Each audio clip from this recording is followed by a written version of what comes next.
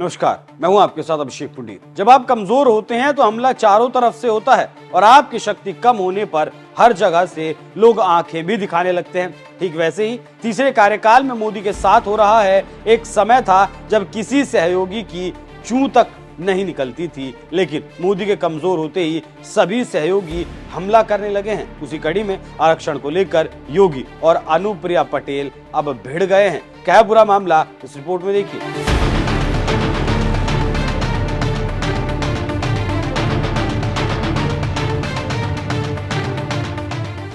चुनाव के समय में कहा जा रहा था कि मोदी तीसरे कार्यकाल में तो आएंगे लेकिन बहुमत नहीं होगा, और वही हुआ भी। लेकिन कुछ लोग कह रहे थे कि पूरा बहुमत होगा, वो तो नहीं हुआ और बीजेपी 240 पर अटक गई। बीजेपी को जहां से सबसे ज्यादा उम्मीद थी वही प्रदेश मोदी को दगा दे गया और अब उसी प्रदेश से बगावत की खुशबू भी आने लगी है। जी हां, लोकसभा चुनाव में बीजेपी ने यूपी में इतना खराब प्रदर्शन किया कि बीजेपी अब काफी परेशान है। उसी कमजोरी का फायदा उठाकर सहयोगी सीना तान कर बात कर रहे हैं और बीजेपी की बोलती बंद है। बात दरअसल ये है कि जो यूपी में नौकरी साक्षात्कार से हो रही है, उसको लेकर अपना दल अब आंखें दिखाने लगा है और इसको लेकर अनुप्रिया पटेल ने योगी आदित्यनाथ पर हमला बोला और सवाल उठा दिए। केंद्र में मंत्री अनुप्रिया ने सीएम योगी को पत्र लिखकर कहा कि प्रदेश सरकार की साक्षात्कार वाली नियुक्तियों में ओबीसी, अनुसूचित जाति और अनुसूचित जनजाति के लोगों को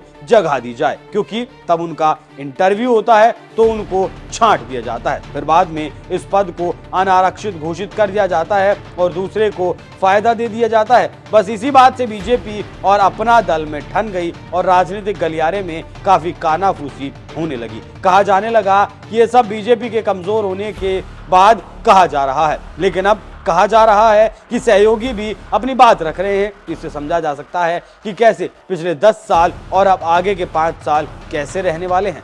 जानकारों की माने तो बीजेपी के यूपी में खराब प्रदर्शन को लेकर अलग से घमासान चल रहा है और कहा जा रहा है कि शाह योगी की नहीं बनती। टिकट बंटवारे में योगी की एक नहीं सुनी गई। इसके साथ ही साथ दिल्ली ने यूपी चुनाव को अपने हाथ में ले लिया था और इसका नेतृत्व अमित शाह कर रहे हैं। लेकिन आप जानते हैं कि राजनीति में हार का ठीकरा किसी न किसी के सिर तो फोड़ना ही होता है। इसीलिए अब कहा जा रहा है कि मोदी शाह यूपी की हार का ठीकरा योगी आदित्यनाथ के सर फोड़ना चाहते हैं। इसीलिए वो तरह तरह के हथकंडे अपना रहे हैं। लोकसभा चुनाव में हार के बाद उत्तर प्रदेश में समीक्षा बैठकों का दौर जारी है। उत्तर प्रदेश बीजेपी अध्यक्ष भूपेंद्र चौधरी ने बीजेपी अध्यक्ष जेपी नड्डा को हार के कारणों की रिपोर्ट सौंप दी है। राजनीतिक विश्लेषकों की माने तो उत्तर प्रदेश में बीजेपी की हार के जरिए सूबे के मुख्यमंत्री योगी आदित्यनाथ को हटाने की तैयारी भी चल रही है और ये बात 2017 से लगातार कही जा रही है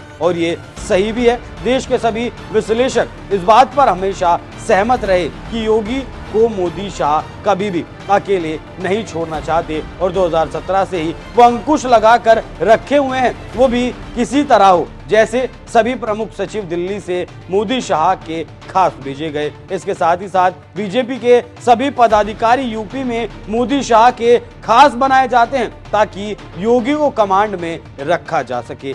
अभी हाल ही में लोकसभा चुनाव के दौरान योगी की एक नहीं चली और जो कहा जा रहा था कि 50 से ज्यादा सांसदों का टिकट कटेगा, लेकिन योगी की बात शाह ने नहीं मानी और नतीजा आपके सामने है। और इसी वजह से यूपी बीजेपी दिल्ली से परेशान है। आप देख लीजिए, जब सरकार बनी है तभी से सहयोगी अपने रंग में रंगे हैं और अपनी मनवा भी रहे हैं, मोदी मान भी रहे हैं। जो पिछले 10 सालों में सहयोगियों को इज्जत तक नहीं दी गई, उन्हें अपने बगल में बिठा रहे हैं और ये यूपी में बीजेपी की हार से खालीपन पैदा हुआ। ऐसे में मोदी शाह चाहते हैं कि योगी हार की जिम्मेदारी लें और इस रणनीति को धीरे धीरे आगे बढ़ाया जा रहा है। देखना होगा आगे क्या किया जाता है, लेकिन सहयोगी भी अब बीजेपी को परेशान करते हुए नजर आ रहे हैं और वो लगातार 5 साल परेशान भी करते रहेंगे। तो इस पूरी खबर पर क्या कुछ है आपकी राय, कमेंट कर जरूर बताएं। नमस्कार।